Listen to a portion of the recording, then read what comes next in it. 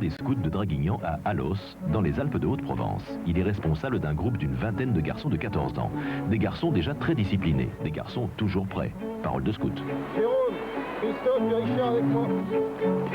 Vous êtes l'équipe numéro 1, venez avec moi. Cet après-midi, par groupe de 3, les scouts doivent exécuter un mini-raid dans les gorges du Verdon. Chemin là. Sur les indications de Laurent, Christophe Bijon, Richard de Neuchâtel et Jérôme Morin, eux, doivent rejoindre Alos en coupant par les gorges. Après le pont romain, droite à pied, le sentier. Et on se retrouve à 17h30 au village. Ouais.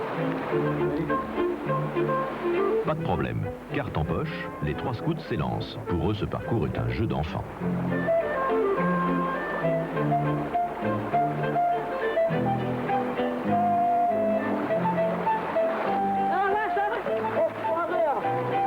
Ça y est, le pont romain.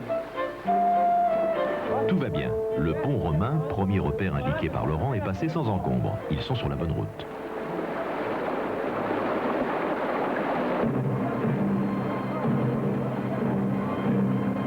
Mais les garçons ne prennent pas la peine de consulter leurs cartes. Trop occupés à crapahuter dans les rochers, ils ratent le carrefour et foncent droit devant eux. Voilà, c'est sûr que c'est par là. Bah oui, hein. Attends, je regarde la carte là. C'est ça, il n'y a pas 50 carrefours, hein. Allez, on y va. Les 3 scouts s'entêtent et tombent dans le piège des gorges.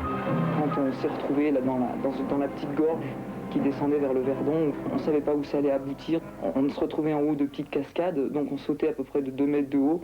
Mais bon, il aurait très bien pu y avoir un rocher au milieu du trou d'eau. On aurait pu se faire bien mal, quoi. Mais là, on était tombé, on ne pouvait plus remonter. Donc on n'avait pas le choix de toute façon.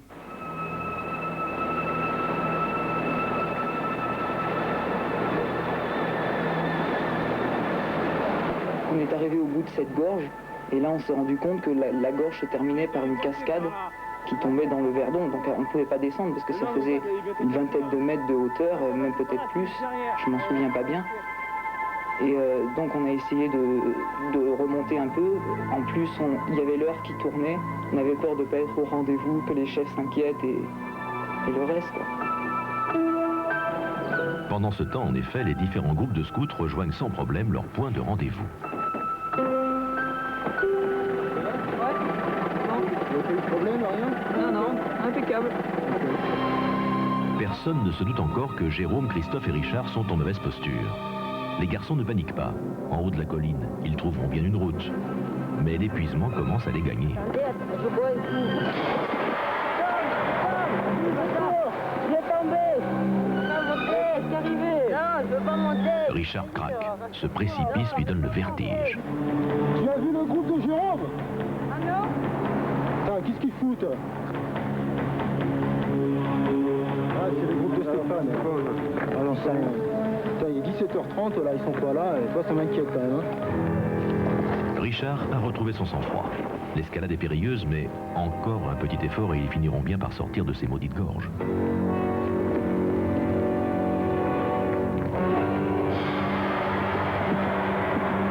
Mais au fur et à mesure qu'ils progressent, les difficultés augmentent. La roche devient friable, et au-dessous d'eux, il y a 40 mètres de vide. Il faut absolument qu'ils gardent l'équilibre. Jérôme, sûr de lui, ouvre la marche. Ça va? Fais gaffe, Jérôme. T'inquiète pas. Jérôme! Je l'ai vu partir les pieds en avant, en essayant de se relever. Et puis après, bon, je l'ai perdu de vue. Et j'ai revu un peu plus tard, en avançant un peu, je l'ai revu étalé sur le rocher. Jérôme! Inerte. Jérôme! Jérôme! Il était là, il bougeait pas, je savais pas s'il était vivant, quoi, ou mort. On imagine le pire. C'est ça qui est dur. On se sent perdu, on était tout seul dans la gorge en plus.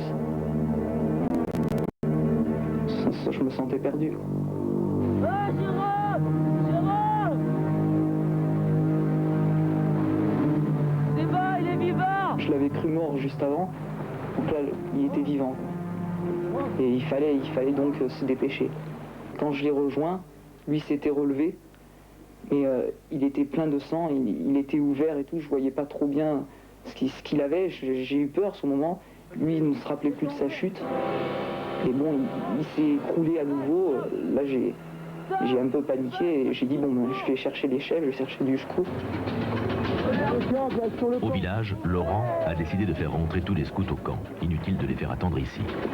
Et il part à la recherche du groupe numéro 1, non sans inquiétude. Cela fait 1 heure que les garçons auraient dû être rentrés.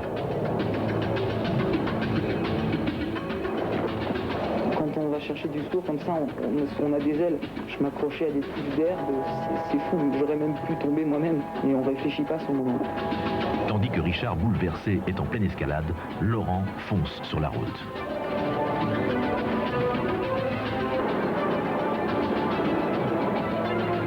Le destin a décidé de leur sourire. Leurs chemins se croisent au bon moment. Hey, il est tombé, Jérôme, il est tombé en bas. Il est tombé, Jérôme. Il est tombé en bas. Je dois chercher les secours, hein. J'y vais, moi. Quand j'ai vu les lieux, les rochers, j'ai dit c'est impossible. Je ne pourrais jamais y arriver. Et bon, j'ai dit bah, il faut y aller, il y a quand même une personne qui est en danger en bas, il faut y aller. Je pensais de suite, bon bah je suis descendu, il ne fallait pas qu'il soit mort, quoi. J'étais vraiment perdu et j'ai dit bon, il faut qu'il tienne et j'espère qu'il n'est pas mort, quoi. Jérôme ne peut pas entendre les appels de Laurent. Christophe! Oui, Nous, Jérôme! je le vois, à gauche. Christophe est paralysé d'angoisse. Il arrive tout juste à guider Laurent, qui dans sa hâte en oublie toute prudence. À Alos, le centre de secours donne l'alerte. Tous les pompiers volontaires du village accourent.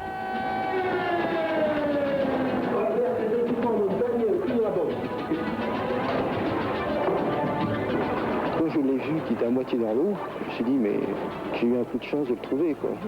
Il aurait pu très bien glisser dans l'eau et partir et jamais le revoir. Il était blanc, il avait du sang partout sur le visage. Bon, c'est vrai que ça m'a fait peur. J'ai dit bon, sachant qu'il parlait pas, j'ai essayé, il est mort et bon, je l'ai sorti de suite.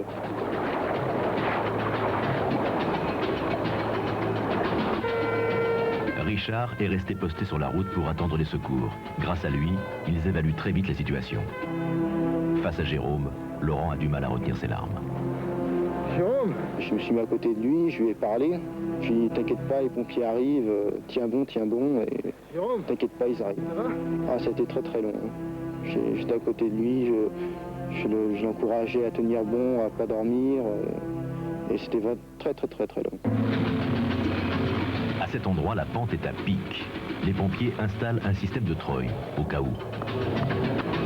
Albert Lieuteau, lui, ne veut pas perdre de temps. Il descend en rappel pour examiner Jérôme au plus vite. On est là! Oh!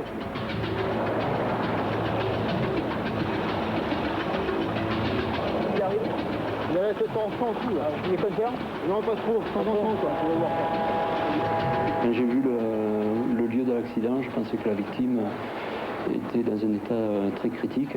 La victime était dans un état somnolent, avec un état apparent de fracture du crâne. Donc il fallait le remonter assez rapidement. Devant l'urgence, Albert Lieuteau n'hésite pas. Il appelle le centre d'Alos pour demander un hélicoptère. Portatif. Et transmettez portatif Alos. Alors, je me trouve en présence d'un garçon de 14 ans à peu près. Il y a une suspicion de fracture du crâne. Je demande que vous m'envoyez un hélico. Portatif Alos, CS Alos appelle. Pour assistance hélico négatif. Heure trop tardive. Reçu portable. Reçu, on va envoyer alors quelqu'un avec la Guilhem, le treuil. L'hélicoptère ne viendra pas. Alors les pompiers n'ont qu'une seule solution, treuiller le blessé jusqu'à la route. L'opération, ils le savent, sera longue et difficile. Il faut d'abord protéger Jérôme du froid et le remonter le plus doucement possible.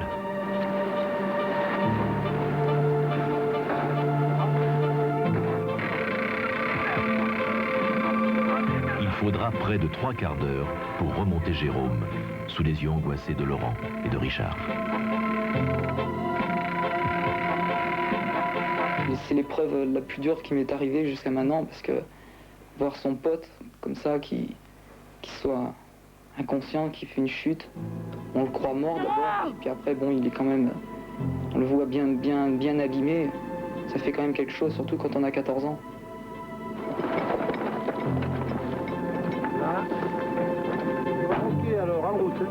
Jérôme souffre d'un traumatisme crânien et a une épaule déboîtée.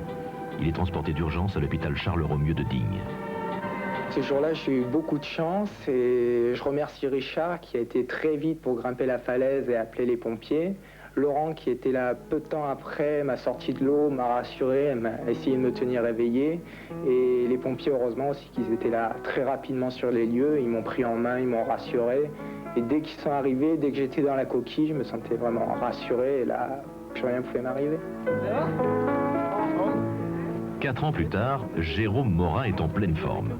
Son aventure lui a permis d'apprécier plus que d'autres peut-être le prix de l'amitié. Et pour ses amis, en bon scout, il reste toujours prêt.